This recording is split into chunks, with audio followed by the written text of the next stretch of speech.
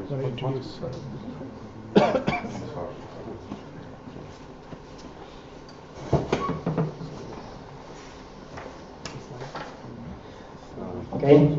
can you hear me well? So, good evening everyone. Thanks for coming. A lot of us. It's very glad. I'm very glad that all of you came. So today we have two topics, and mostly we will talk about the global product, how to get it to the local market. And currently we have as a speakers me. My name is Maxim, and also we have a guest from TransferWise, who is Vice President of Engineering, Harsh. Please say hi to you. And I will go first. In my presentation, I will talk about internalization and localization in TransferWise. I will talk mostly about translations, how we manage our translations. I will talk very little about product things, but you will be able to hear more about the product-related things from Harsh in his presentation, and I will give him a chance to introduce himself better when he starts. So I have been working in TransferWise for almost 2 years already. Majority part of my career in TransferWise, I work in the currency team, where we deal with adding new currencies routes. In the end of last year, we also start looking more seriously at the way how we translate our sites. And this is actually the presentation about. So, but before I go, I would like to first of all understand you guys, how do you understand the concept of internalization and localization? Who is familiar with these two concepts? Please raise your hands. Okay, very nice. So I will quickly just explain these two words for you. So I will start from the localization. So localization means that we need to change our site or product in order to be closer to the customers. It involves many different things, depends on the product. But if you talk about the site, then it's first of all translations. It's also changes to the formats of the dates, currencies we show to the customer. Also, it might also involves the more dramatic changes to the product, like changing the landing pages, changing the way how we present the data to the customers, and the way how we communicate to the customers. Right. And this is what calls localization. Internalization is actually a concept which means that we need to design our product, our site, in our case, so that it can be localized. This involves the just most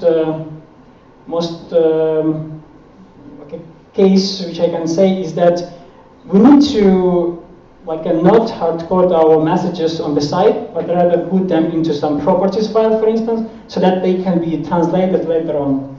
And but this is not only this is just example, just to give you a clue what internalization means.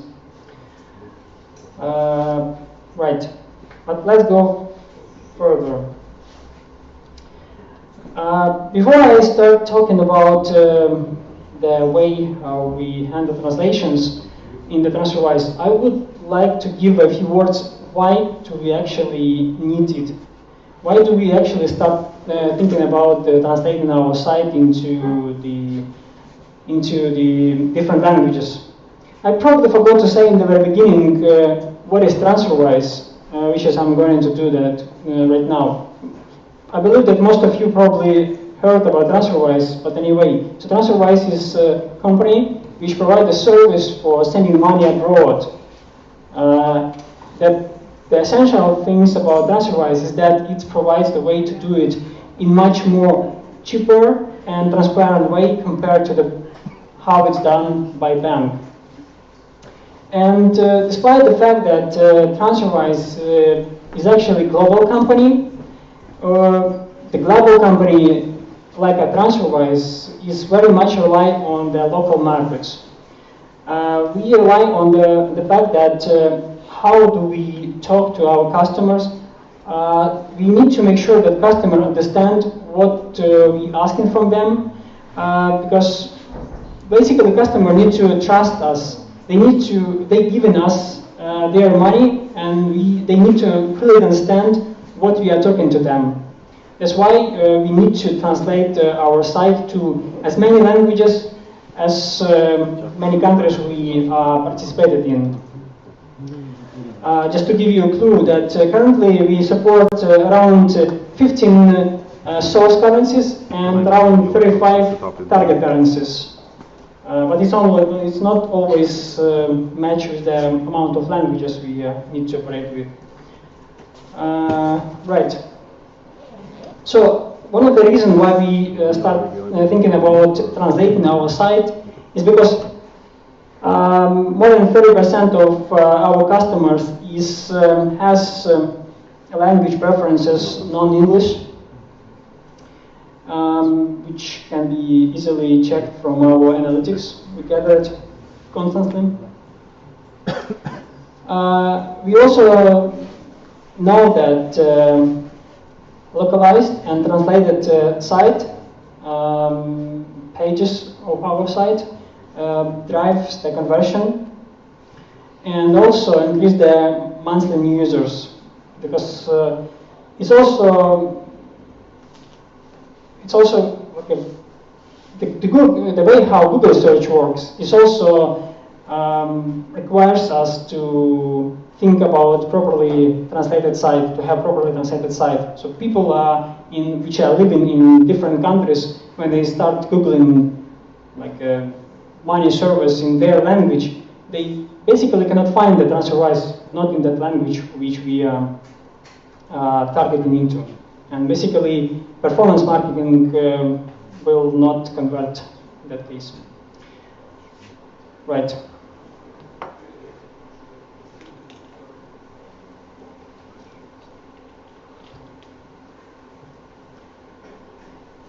And yet another reason why we that customers are willing to see the site in translated language to language which they prefer to read the text in.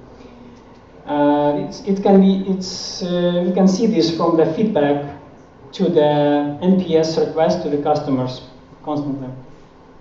And vice versa, when they see the messages sent in the language they prefer to read, they are very happy. They are appreciated very much. By the way, I want to give a note that localization is not only about making the product translated, like change it the way how do we present it to the customer, but also the way how the customer support are talking to the customers. So when the customer can see the messages or emails or chat in the different languages, in Italian, Portuguese, Spanish, they give you a brief overview how do we prioritize the languages we want to launch. So there is a few criteria. So first of all is the current demand. So we are checking the amount of users are coming from different countries, and we can see their preferences, and we just can measure what is the next actually non-English language which we need to translate into. The growth is also a very good measurement, because we willing to translate the language of the country where our roots are growing sustainably. The opportunity is a good one as well, because we need to, when we go to some market, for instance, Japan, and when we know that the customer in Japan prefer to speak in Japanese rather than English, and Japan is a quite big market. We know that we need to have localized probably in that language. So, and this is the why the opportunity is helped in that case. And profitability, yeah, when we see that some non-translated language or route is growing sustainably, when it's giving money us, then we also want to drive it even more. Also, criteria which we should take into account is how easy to translate, because not every language are easy to translate. As you know that we have languages which are written from right to left. It's not requires only translations. It also requires redesign of site.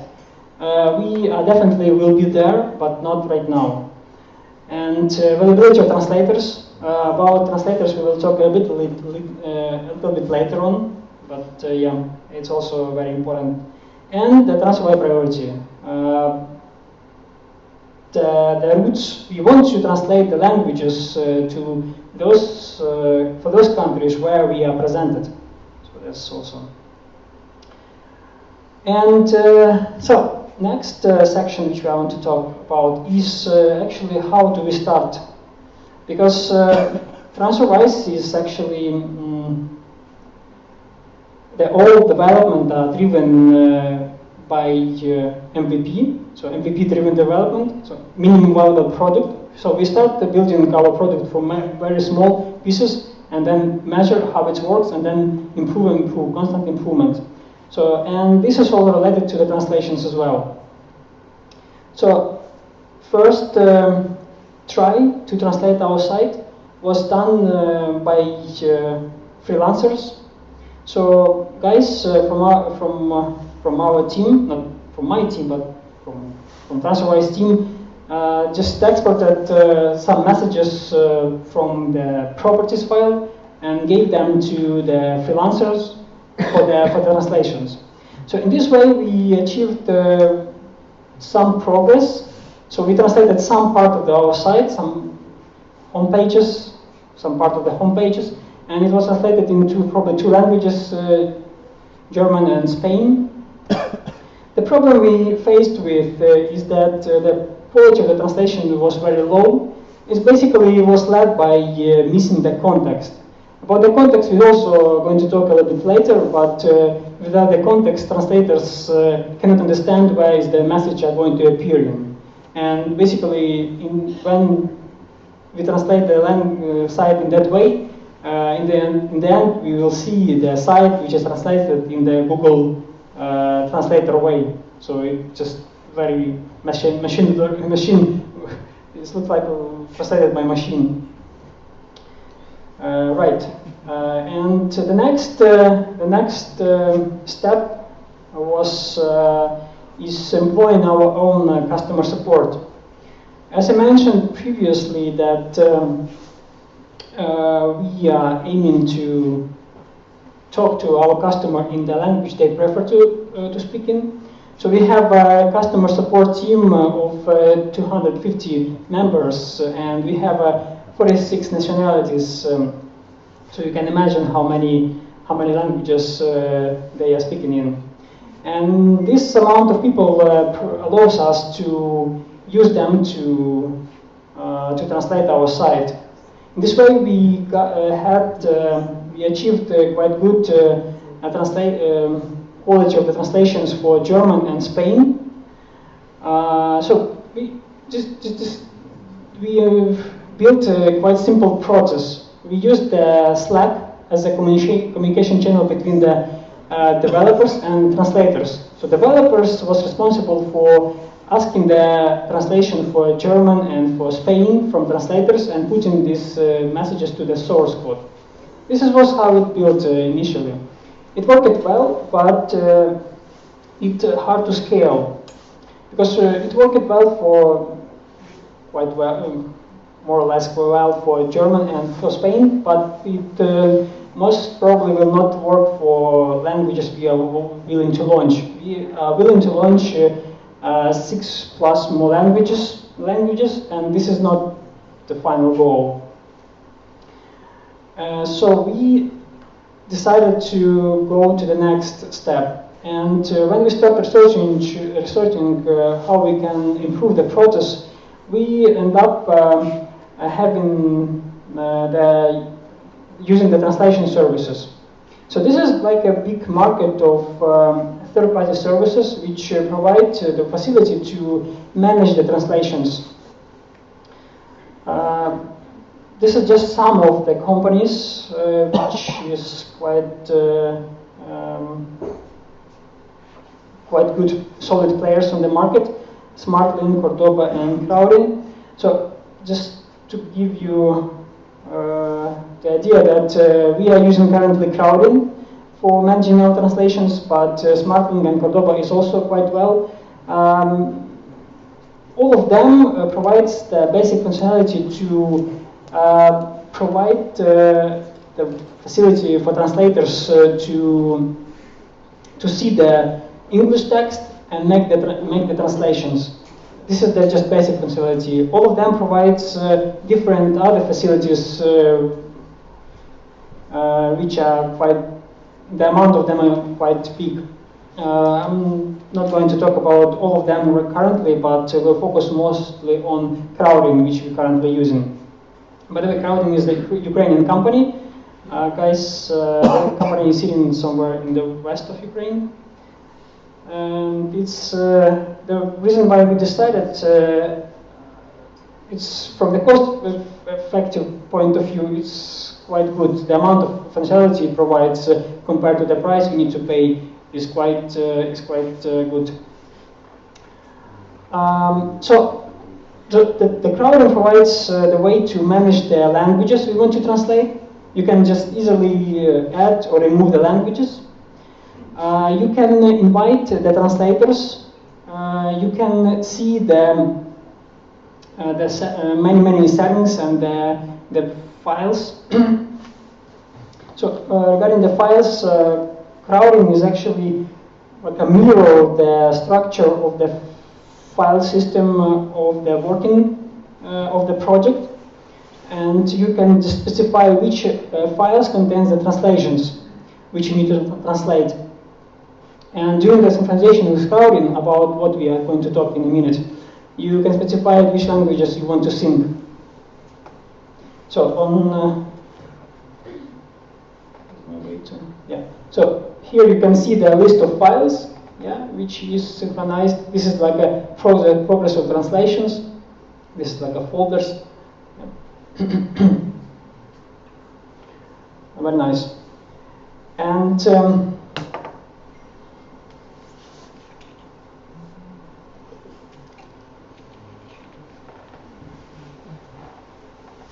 this is one of the main screen in the Crowdin as a tool for translators. They can see the list of messages they need to translate. They can type the translations. They can see some context here, just the key of the message. They can also see something which is already translated previously from the translation memory. They can also approve the message, because what these all services provide is 4-eyes check. So basically, there is different flows can be set up. So currently we employ the flow where translators make translations, and then proofreaders go through the translations and do the verification whether it looks nice. So the translators and proofreaders are the same people, but we are just making it in the way that the text is read 2 times, just 4-eyes check, it's called also. Right. What else? Yeah, let's go further. Another quite cool thing is in context tool. This is essential facility which provided by Crowdin. So I will try to explain you. So remember I said you that context is very important things for translators, because if they don't understand where the message is going to appear, they can translate it wrongly. So it will looks like naturally for readers. And that's why with small tweak into the front-end page, we can inject some small JavaScript which provided by Crowdin, so that we will see the all messages in an editable way, so that you see this is. Oops. For some reason. You see, this text is pure editable. This message is editable, so translators can open the site, click the mouse on the message, and see the translation. They can translate it right away, so just without leaving the site. It's a very good thing.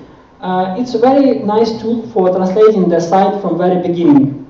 It's less useful for incremental translations when new messages appears, because you need to go to the site, find the place. It's much easier to find the new messages on the on that screen. And also, sometimes we found it quite hard to use when, for instance, some logic are conditional. You need to reproduce some cases, sometimes quite hard cases, in order to get to that message where you need to translate. So sometimes, yeah, it's 50-50 used. But anyway, it's still quite well used by our translators. Right, let's go next. So about the integration, I will talk quickly. So Crowdin provides two ways to integrate with your site.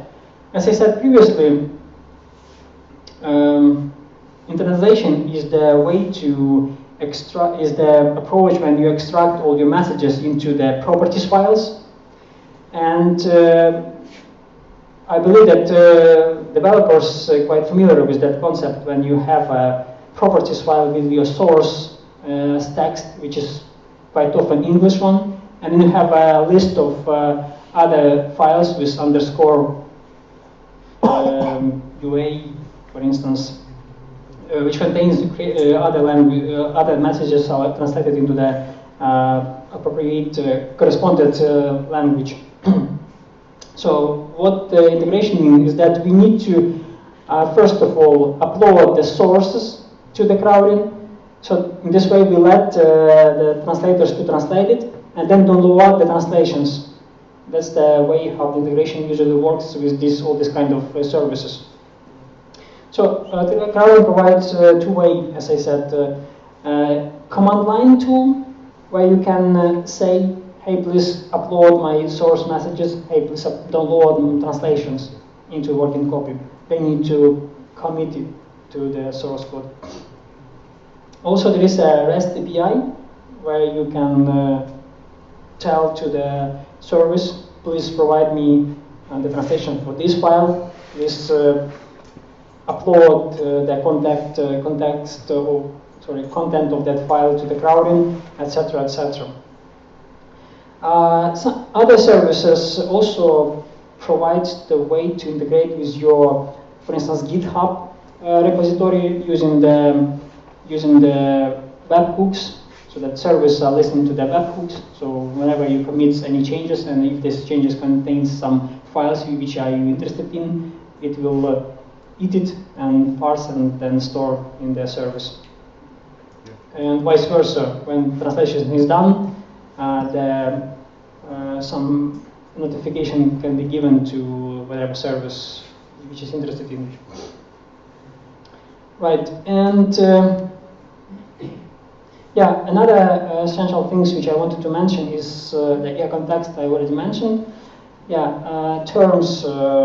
Very good thing is that the service like transferwise is very important to communicate consistently to our customer. So when we say payment everywhere, right?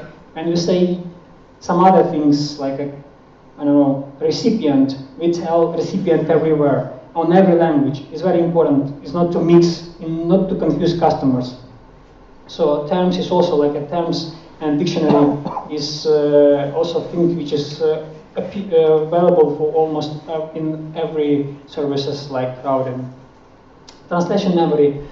Very often we see the messages the same, but which appear on different places of the site. And the translation memory is the tool which find exactly the same message where you translated and suggest you the translations. So translators do not spend time on typing, then they see already it. Yeah.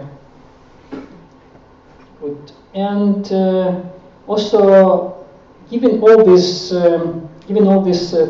fact which I just mentioned, we trying to build a process which works like that. So developers is only responsible for putting the English as a source into the code. They push the changes into the repository. Preferably this message, this text should be proofread already by copywriters in order to avoid double work for translators. When messages appear in the repository, the special job which we built make the sync with the Crowdin, and the translations, the source messages appear to the Crowdin, and translators got notified about that. When translation are done and verified, the next run of the synchronization download the translations from the Crowdin and push the changes to the source code. Right, that's the like a basic flow which we currently employ in the transferwise for managing the translations. Yeah, I remember one cool thing about the context, which I wanted to say. So, yet another quite cool things about the context is when developers are building some feature, for instance, and they want to give a context to the translators. For instance, when this feature is under feature log, for instance, and it's not available for users to see, but we want to have it translated already. Developers can take the screenshot from their application, or for instance, they can take the design UI, this screenshot from design, and upload them to the Crowdin and mark the messages on that screenshot, so that Crowdin will link the text on that screenshot with the messages in the Crowdin. So when for instance, translators go and translate the message, for instance, they will see this screenshot here. Yeah, this example don't have the matching with the screenshot, but if there is some such screenshot, they will see the screen, some small snippet here. When they click, they will see where this message is going to appear to the customer. Quite useful feature for translators. Yeah, and the last thing which I wanted to mention today is the crowdsourcing. This is yet another concept in the translations, is the letting your customers to contribute into making the site localized in different languages. So Crowdin and all these services also provide a way to invite external translators, invite basically any random users which is willing to help to translate the site. So for that particular reason, Crowdin provides the invitation programs. They provide the facility to voting for best translation messages. And this is our next goal. This is not the place where we are currently, but this is definitely where we need to be in order to scale the translation even bigger than we can currently have. Yeah, right. That's all what I wanted to say. Happy to answer your questions. Yes. Yeah. I assume that people who translate and proofreaders are not native speakers. So the question from the guy whether translators and proofreaders are not native speakers. The quick answer is no, because the people should be native speakers because they can. But in fact, they are native speakers currently in the way how we employ the translation process. Is that those guys are native speakers. Right. One more question. Do you make any quality check after proofreaders on your side? Quality check, you mean how well it's translated? Yes. How it's good, how it matches your meanings. Sorry, what? How it matches original text? Do you check it after? Currently, there is no any like a strict process built. Yes, if we see any mistakes, for instance, the translator can fix it. But if yeah, just if we notice something, then we will raise the fact, but not anything like a specific. Yes. I have a practical question. Are you available in Italian? Sorry, are you available where? In Italian. Yeah, yes. Currently, this is actually a good question. So the question is whether we are available in Italian. Yes. So the quick answer is yes. We support the transfer money from Italy. This is like SEPA zone. And but this is actually next language which we want to launch. So yeah, just a bit insights. More questions?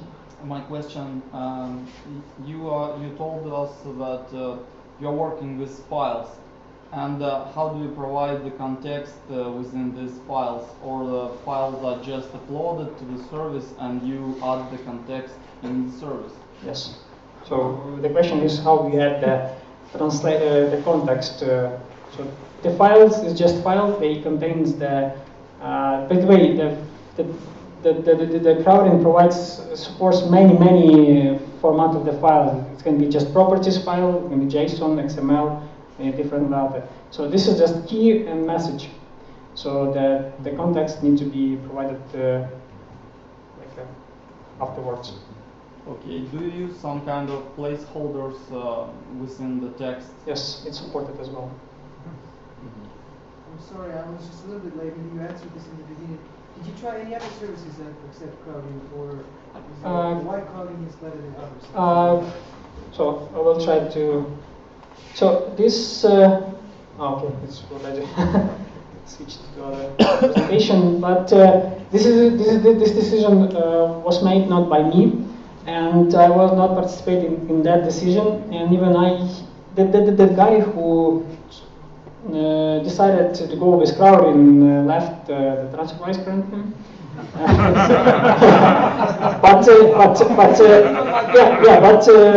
From one of the reasons is I think is the cost effective, because the amount of facilities, amount of features which Crowdin provides compared to the price is very high. For instance, I'm looking at the site now. I see the prices. Yeah. So compared to other services like SmartLink or Cordoba, they even don't have a price on their site. You are calling to them, they see on you, and they say, okay, you need to pay to us. Okay. Yeah. That's the way how to do it. And they price is way much higher than. Have you tried this new one called Mission Control? No. Said me this. Okay. Yeah, but definitely we investigated many other services, like even more other than I just specified currently, and we conducted interview with them. We investigated what they provide, and we found that Crowdin is actually for the translation management is very powerful tool. Okay, so probably, Vadim, do we have more time? For questions? Yeah. maybe 5 minutes. If you have. Okay. Yeah. The question actually about adding translation files to the project. How complex this process? Because usually, for example, translation of some sentences, some different languages, it take a different size, it has different lengths. Yeah. So the question is how difficult to add new languages. But very good question, because this is one of the reasons we are trying to go with these translation services, because we can specify the maximum length of the message. Because sometimes different languages may have a different length of their message, and we are currently going to pilot with other service, which I probably will not say currently, to help designers to design the site and see how other languages will look like to other languages, whether the blocks of the text they meant to build are efficient, the length of them efficient for other languages as well. So this is this non-issue. Okay, last question. Yeah. Okay. Do you have different copies of the site with different languages, or you just have you can switch the language right on the site? Yeah. And I'm asking this because you told us that you have localization not only in text but also in different aspects. Yeah. So the languages are just switched without changing the content. So the site is done. So the front end is done in the way that there is no messages are placed in the code, but all labels are sourced from the files. So that changing the locale in the server will lead to changes the place where its messages are at and appears on the site. But answering to your second question is yes, we are changing a little bit our, for instance, landing pages for different markets. In US we have one landing page, in Europe we have another landing page. This is the part of the localization as well. Okay, thank you guys. So we will go to the next presentation, which is Harsh going to present that.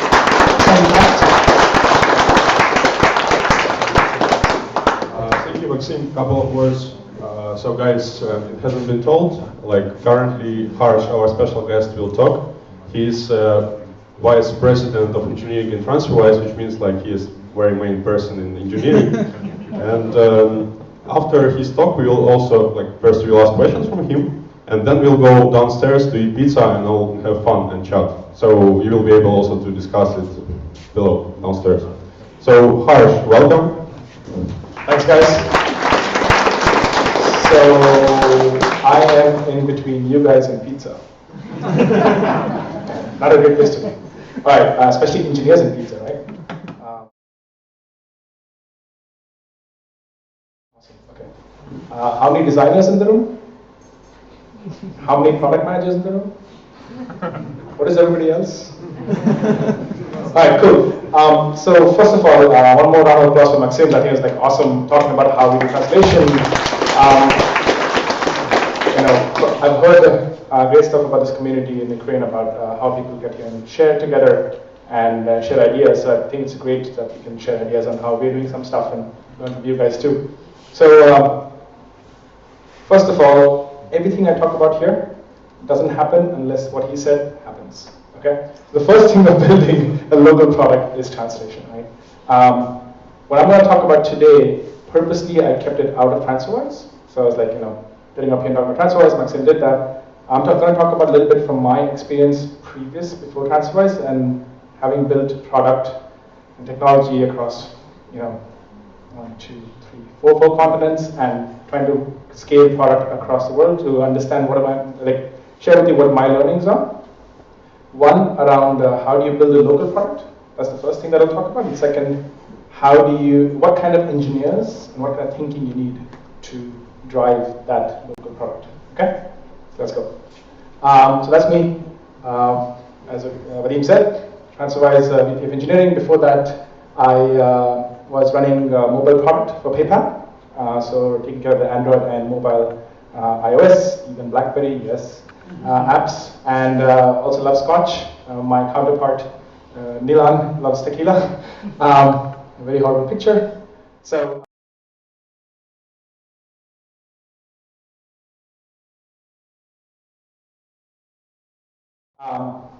So before I get started talking about the product, let's context set, right? So talk about what's happening in the world right now, right? How many people do we have in the world online as of end of 2015? So about 7 billion people in the world, 3.2 billion people are online. That means 3.8 billion people are not, including my dad. Yeah, orthopedic surgeon, can do hip surgery, doesn't use the internet.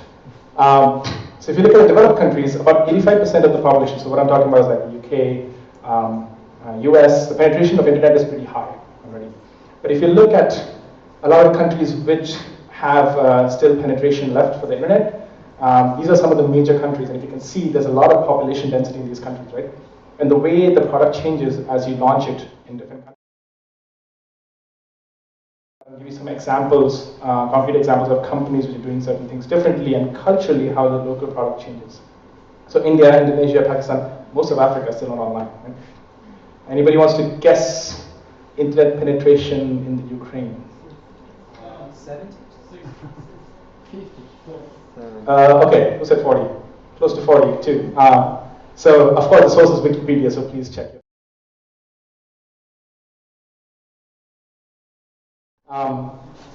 So, we live in a world where never before could a small group of people, I can safely say in the history of the world, never before can such a small group of people with big ideas can have a massive impact, right? Where even if you think about 15 years ago or 20 years ago, where PayPal, Google started, you need to have your own data centers, you need to have the infrastructure teams to understand like how to deploy servers. You need to have a lot of people to build a company, and a lot of like intellectual capital and fixed capital to put in. But now with cloud and the way we are working, a team of 3-4 people can have a huge impact. So these are some of the companies, right?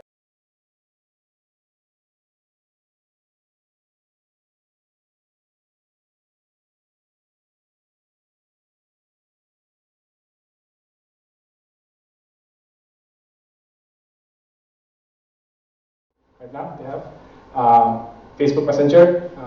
Facebook's got about like 400 million users, active users a month. It's crazy, right? And if you look at the size of the teams, they're much smaller, right? So how do you build a global product? Which is like, how do you build an eBay, for example? So I'm going to take the example of eBay and move with it. How do you build something where you're sitting in one part of the world, and how do you build it such that it's a global product, but you have to build it for the local world and the local communities that you're in? So as Maxim talks about, localization, and that's the first thing, right? So you need to get to a point where you are actually being able to talk to your customers in the local language. But building a local product is bigger than localization. That's the first step, right? I'll give you an example. So how many people know about the missed call? So yeah, some people raising their hand. So the idea of a missed call is this, right? So in India, for example, this is very used in like countries where cell phone signal and service depends on how costly it is. So a lot of people in India basically will have a cell phone. It's prepaid cell phones, and you don't have to pay money to have a cell phone for incoming calls. So I will tell Maxim, hey, you want to wait for the movie? I'll just do a missed call to you when I reach the theater. You don't have to answer, so I don't get charged, right? So basically, that's a paging system, right? So I can send you a missed call saying I'm at the movie theaters. I can send a missed call to Maxim saying, when I get home, I'll just leave you a missed call. It'll ring once, and it'll hang up, and basically that's a signal that the message has been conveyed. Nobody paid money, and things moved on. The company that has built a full business model on this.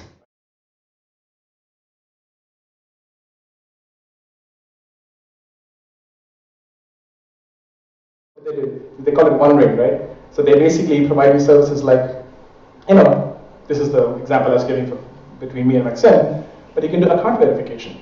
So a lot of people don't want to do texts. You sign up for a service and you don't want to verify a phone number using a text message. You have to pay for it.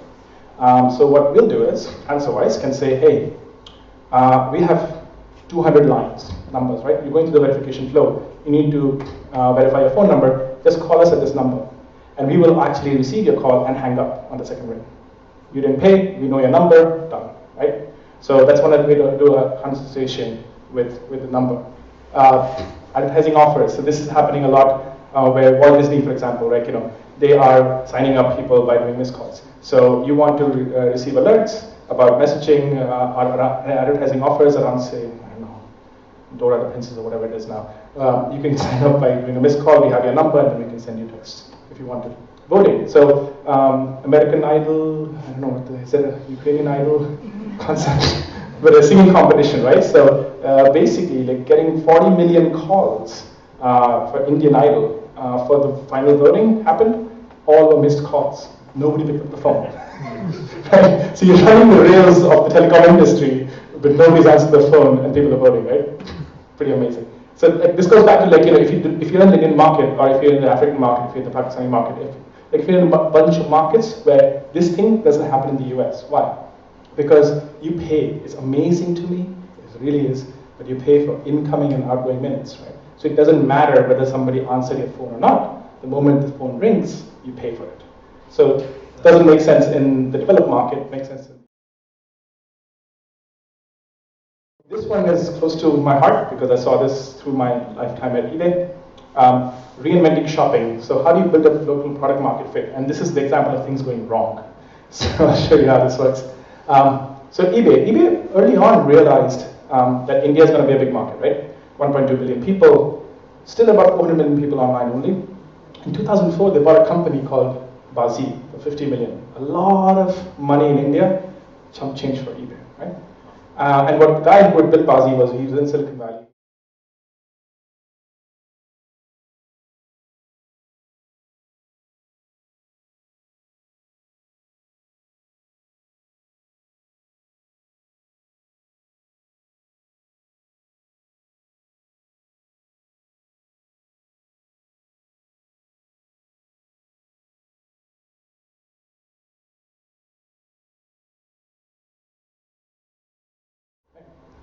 But it's not picking up, like it was really not picking up much. I mean, it was picking up a little bit, but it didn't seem like the Indian customer wanted to use eBay as much.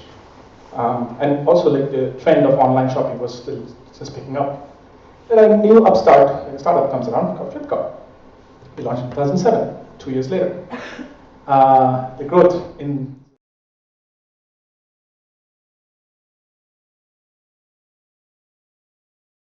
So eBay had the bank balance for sure, like a market cap of around 60, 70, 65 billion dollars. They had the intent, that's why they went and bought a company, and they had understood the opportunities. So what went wrong? The biggest learning was they tried to take a global product and put it in the Indian market, right? So they did not understand the consumer cycle.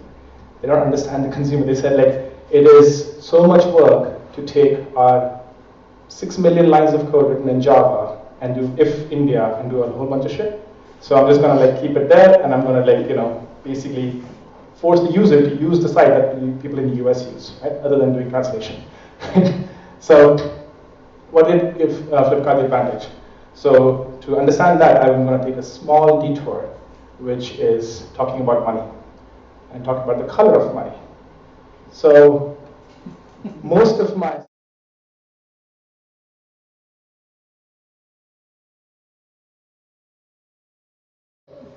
friends, so how many people think, what is the color of money? What do you think, if I were to ask you the color? Green.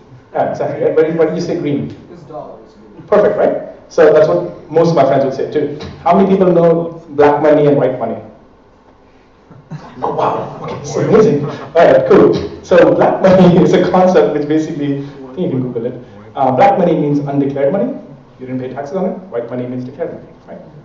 And that's why I was talking about this guy, right? Because everything was black. But the idea is, so if you look at going back to the Indian market and going back to Flipkart and eBay and why the Flipkart guys understood the idea of what drives the consumer, just this amazing metric, right? 1.2 billion people in the country Percentage of tax collection, less than 10. Right? So less than 10% of the income is tax. I keep saying, like, if you could just figure that out, we would have so many problems solved because there's so much money coming. Maybe not, maybe the politicians will get richer, I don't know. But 10% pay taxes, that's it.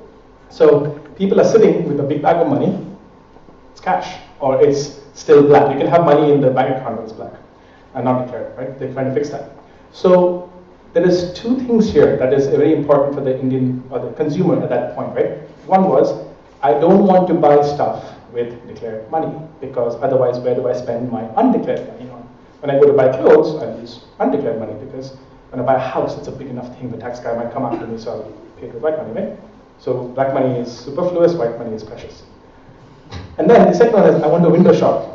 I don't buy stuff without seeing it. I don't trust the internet. I don't care about credit cards. Even if I have a credit card, I don't want to use it. My dad has a credit card. Only uses it when he comes to visit me in the US or in the UK. Will never use it otherwise. Literally, it comes out of the closet. It's like, oh, going to the US, credit card.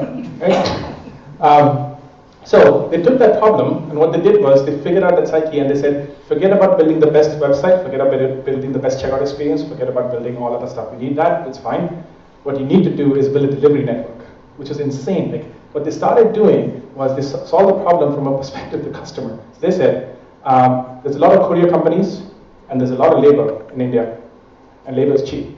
So we're literally going to build a courier network delivery system. And they basically started using point-to-point courier network to start connecting them so that they would become Flipkart delivery guys, right? What does that mean? Cash on delivery. So people right now, if you're in India, the reason why they have explosive growth is because the consumers' barrier to entry is so low, so small. Because you're going like, yeah, I'm on the site, I like this thing, I'm going to buy it, I'm not even going to pay for it. When the guy shows up at my door, I'm going to look at it. If I like it, I'm going to pay, right? Brilliant move. Like, this is like ingenious, right? And they just started growing like crazy, right? And that was an insight that you would not have if you were sitting in Silicon Valley, San Jose, trying to build something for India or Ukraine or the company, right? So the advantage that you guys have, if you want to target, is understanding this market, understanding Europe, which somebody sitting in the US would not have, right? And that's the advantage. So let's talk about reinventing transportation. So I talked about reinventing shopping. Let's talk about reinventing transportation. So people know about Uber? Okay. So Uber is, again, like the basic idea was, the guys who built Uber, they were like, why is it so hard to get a cab? And why is it so expensive to get a cab? Right? I'm going to make it cheap. I'm going to make it super convenient. So convenient.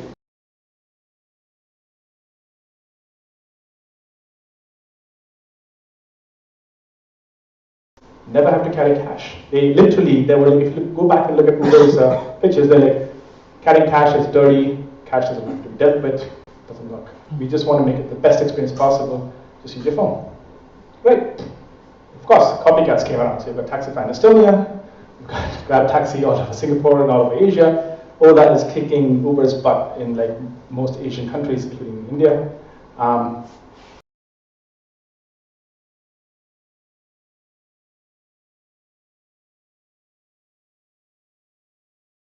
What these guys did, so why did Uber entered these markets, but Uber didn't do as well, and even now, right now, it's struggling in India a little bit, than these guys. Again, they understood the local market, cash.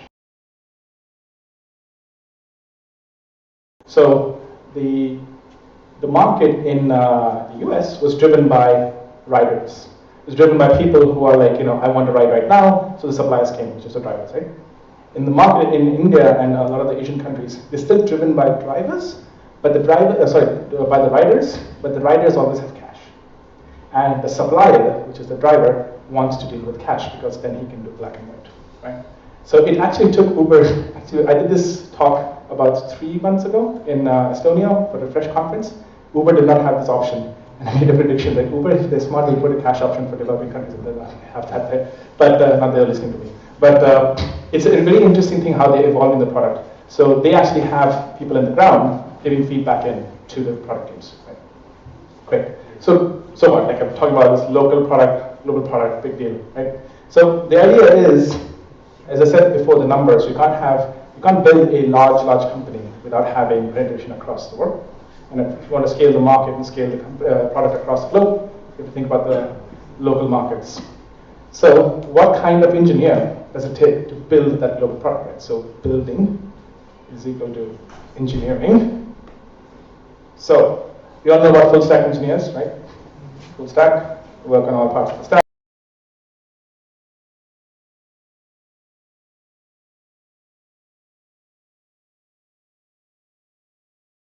Understand. Product engineer. How many people know what product engineer is? Yeah, we're still trying to get the word out there. Engineers who actually think more about not just the technology but also the customer. Empathize with the customer.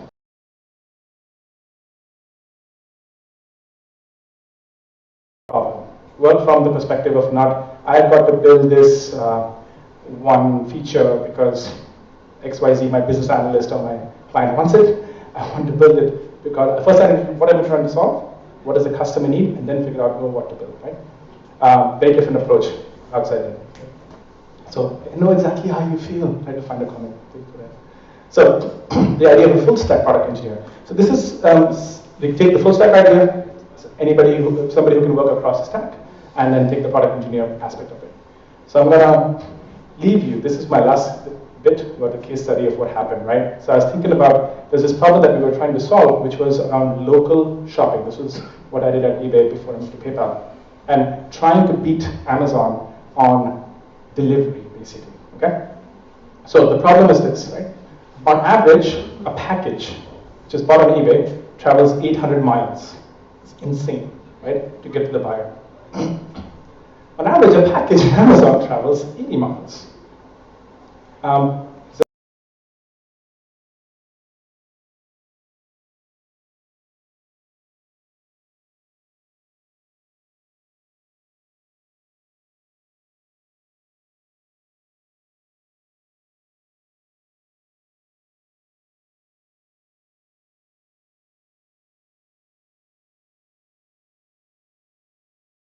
Never change that because that's what gives them the cost advantage, and it's a huge cost advantage.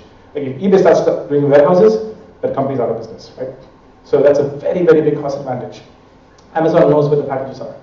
So then we're trying to short circuit a system where we don't control the supplier, right? So I don't control where you have this iPad that you're trying to sell. You can tell me. So let's see how that telling goes.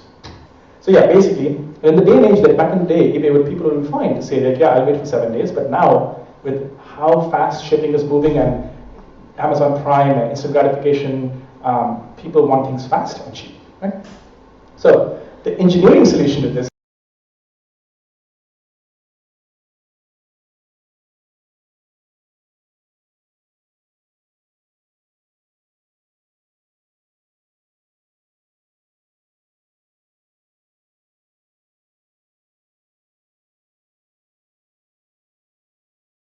a little bit more improved engineering solution on this is, so you have a search front end, and you have a search backend. Search backend is actually the heavy lifting machine for search, which takes a lot of factors. So for example, it'll take context of, it'll take the keyword and split it into like a schema to understand like what different keywords mean, relationship between them.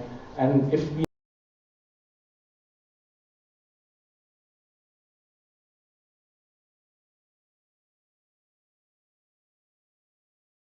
So if you don't have a postal code associated with your listing, it goes down, right? So that's one thing we can do. Okay, better solution because the result set that's coming, we're not just sorting it, we're actually, in the front end, but we're actually reducing the result set and doing a radius search. So full stack product engineering solution is a little different. So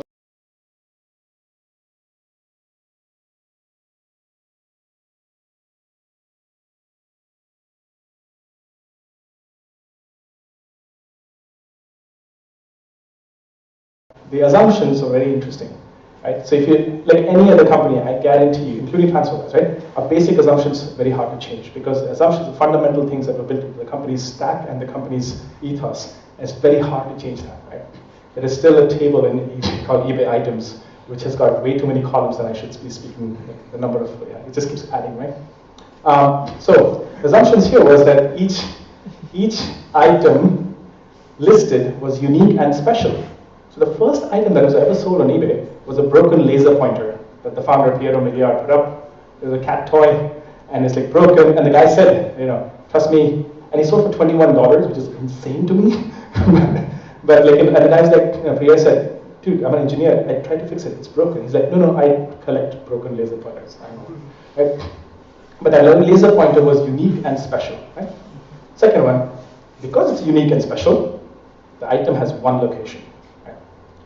So this iPad is different than this iPad, which is not true. It's the same picture, right? But that's the point. Like, eBay assumes that it's the same, even though it looks the same, talks the same, walks the same, it's different, right? eBay in the late 2000s, the inventory mix changed. People who were selling on the site were mostly large merchants. They were not your individual mom and pop seller. I mean, they were, but like about 40 to 45% of the inventory and sales were going through were large merchants. So all the big ones like Toys R Us, Best Buy, and these guys are selling on the site, right? And it was more product-based inventory. It went from like, I have a broken laser pointer, I have a shirt with a blue stain, to like, I'm selling an iPad, I'm selling a Jambox, right? It's product-based inventory. So the full stack product engineering solution is first figure out why the hell did we get to this problem and do an end-to-end view of the experience. Looking at the data and where is the end-to-end experience coming from, right? So the problem that was happening before was people were trying to optimize search. People kept saying, hey, put a distance sort on it, if you have postal code, get search backend to do better. Amazing algorithms that were being used to do distance, like boost and stuff. But the idea of the problem was not even on the search side, it was actually on the data and on the sell side. So start from the selling flow and then look at how sellers specify location.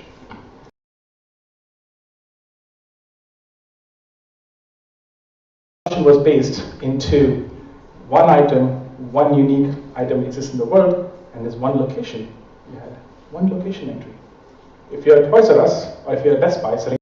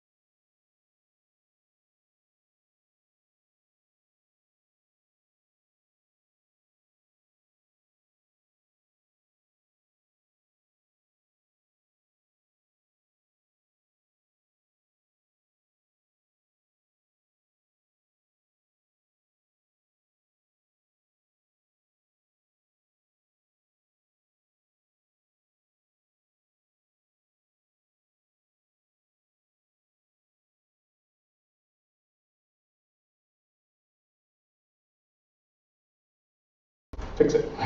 So, but the thing is, the learning from me on this one, and this is where I became a big proponent of product engineering, was the fact that if you just put somebody who was working on the search team on this and just optimize search, the problem would have never been fixed, right? So you need to go back, and it required people, actually engineers, to go and talk to the customer. So literally, a few guys went to the guys at Toys R Us and like, how do you list items? We should show up, and they had a terminal, and they were using the API to do all this stuff, right? So solution was understanding how the sellers list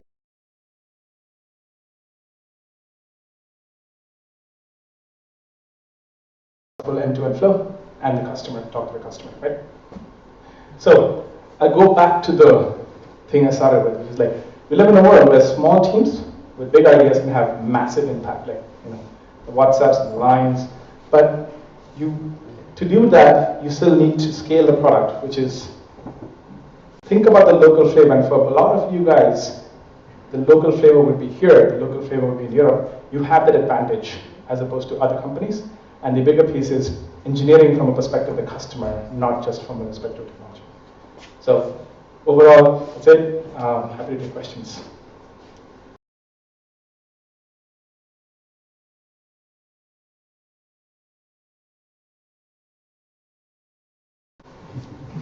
None. So boring. Don't know what he said. Don't be shy, please, guys. Yes?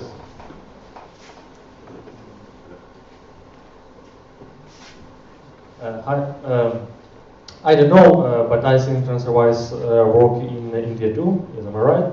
Mm-hmm. We send money to India right now. Yeah. So people from India want to work only with the cash. Is transferwise deal with this problem? Because transferwise is like generate payments. Yeah, of course. It's a very good question. There are certain things which are harder to do with because of regulations too. So dealing with cash, we've obviously, that's one aspect of the product that we've thought about, but right now we purposely are not going into it because it requires a lot more vetting and verification of the process. So like, it's easier to take cash and convert black to white, right?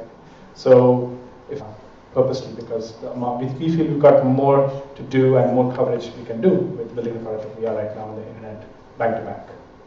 But very good point, like, maybe later in the next few years we'll probably take cash, we'll see. Guys, any other questions? How do you find full stack products? It's come to transferwise, you'll find some of the guys.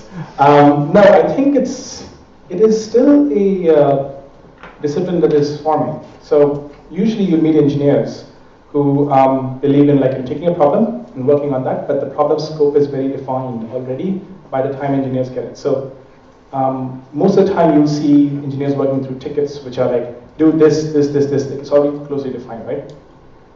Usually you have to kind of think out of the box and work with other folks who either startup founders, trying to build their own company, have thought about building and solving a problem, than actually just working as an engineer. So I'll give you an example. Easier to find product engineers in, say, San Francisco, the Valley, because there's a culture there of what problem are you solving? It's a cultural thing that started not magically, but it actually is because of founders and people who've been there. I'm thinking about full stack. So, for example, if this is a big company like eBay, yeah, and he should understand how whole system works, yeah, and at the same time communicate to customers. So no, it's it's a very fair point. So I think there's part of it which is you can't always be an expert. That's why I said full stack engineer, you can say you're an expert in everything or you're an expert in nothing. I believe that's very true. So you can fiddle around in a lot of the different parts of the code. So the guys who worked in search knew how selling worked because it fed into the system. Because when you list an item, data has to go into the search engine to be indexed. So they knew how that works, right? The thing was they didn't have to go and make a change completely there, but they had to follow the pattern of understanding where the data is coming from. So that I learned is more of through experience and the curiosity of figuring out what is the actual piece that you should be targeting. And that doesn't start from the tech, start from the customer. Right? So you won't find people who can say, I know everything about eBay search, I know everything about PayPal. It's hard, right? You can't do that. But you can follow the data and follow the end-to-end user experience. That's how it. So, if I understand correctly, the main point of your talk is not to make assumptions about the market and the users being the same as where you are when you do localizations. So how does TransferWise now roll out local experiences in different countries? Because they say in America, Estonia, and UK, and if you go to India, do you actually find a local partner and do with them, or you try to research it from Estonia, UK, and US? That's a very, very good point. So there is two things that TransferWise looks at, right? So most people who are moving money are actually expats. That's the first thing, right? So if you look at expat markets, if you look at the world map, or if you look at the World Bank data where you can see a lot of people where money moves, the big remittance in the big money movement corridors are US, so from US to the rest of the world, from Europe, right? If you think about developed markets where people move, immigrants move in, and they send money back home, right? And the UK, yes, we do talk to a lot of Indians, we do talk to a lot of people who are moving money to say US, Europe, right? But you're also right that as we go into the other markets where we want to say, for example, in Asia, we're looking at Australia, India, not only doing two into the Saudis, there's lots of expats. Completely agree. Yeah. So you understand these two. Exactly. Very different culture. You're right. So one is we try to hire some of these guys. Just made an offer to a Nigerian guy. He made the cut for engineering, and he's going to come in, right? So great. We now have some knowledge about Africa that nobody else in the company has. That's one. Two. over time, I am a big believer in building, as you scale engineering and scale a company, you should have some local hubs. So if you actually have to have a big business, and do have a big business in Asia, you should have some presence in Asia around engineers, the people who build, because then they can actually talk to the guys. It doesn't have to be the entire company, but some presence, right? That was a big mistake that I think eBay did. And I think that's where you see people like Airbnb and Uber, they're doing better. They don't always have engineering, they have product and marketing, but I believe that having a small engineering team helps too. Thank you for the question. More question, guys. One more right there. Hi. I wanted to ask a personal question. It's okay with you. What does it take a person to build a career like yours? How did you start? What was your experience like? Oh boy. Sorry. I don't know. I think. Sorry for interruption. Can you Oh yeah. Sorry. So how? Repeat the question. What does it take? So personal question. What does it take to build a career like mine? I'm interested in personal growth traits and both education. What education do you need? Yeah. So I don't think I have an amazing career or anything. So first of all, but I think so. It's basically like MVP, I guess. Right? So you MVP your life a little bit, right? So if I think about like when I was 21, right? So I actually happened to be somebody who had experiences. So like was born in the UK, moved to India, grew up there, studied there, moved to US, studied a little bit, worked, moved to the UK. So just that's somebody who I became over time. Culture is important, and I think that's why I feel like I have a much more passion about this topic around local product fit because I've seen this work. But I think also just every 2 years, actually, I've said this before, I think, other than my first job, every 2 years I've changed roles. So I've tried to get into a role and I've tried to say, can I make this extinct in 2 years? I actually told Christo, who's the founder of transferwise, to say, I set myself a challenge that we don't need a VP of engineering, or we don't need to do a VP of engineering in 2 years, right? Now, it's a bold goal, right? But can you basically iterate, and learn and improve so that after that, you basically have outlived, or you can't do that, maybe the job's changed, right? And that has always lived with me, so that learning is an iteration, I think. So that's why it's meaning like MVP. But sorry, I don't have a great answer, let's look at it. And I think, by the way, like all these guys can do my job. Any other questions? Do you have any local specific or some product logic in TransferWise, except the localization? So maybe some interesting cases, like in one region, some case works, another region not. So the question is, any specific examples where not localization, like as in like not language specific, but product features vary, right? Yeah, I mean, this TransferWise has this, like, of course, the US product, for example, right? It's very different than the UK product. So, like, amazing, right? So I moved from the US, we just launched the US product for maybe 2 or 3 months. And one of the lead developers for the US goes, you guys are crazy. It's like, why? You give your online banking password, like username and password to people. Right? And for me, living in the US, that's not a big deal, which is, I know, crazy now that I think about it. But, so our UK product is in English, our US product is in English, right? But in our UK product, you go through the flow of saying, I want to transfer £1,000 to euros or USD, for example. You go through who's going to get it, who's the recipient, you give the bank account information, and then in the end, you say, like, great, thank you for creating the transfer. Now you, customer, go to the bank account, your online banking account, and send us money with this amount to this bank account, which is TransferWise, right?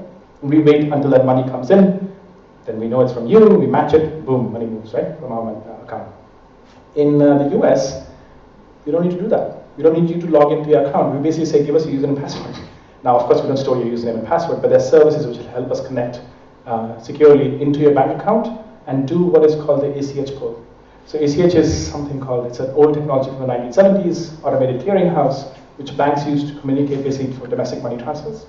So it's like a bad job, basically. Think of a janitor's bad job, which runs every day in 9 o'clock in the evening or something. And basically, banks basically do a credit debit to their own ledgers, right?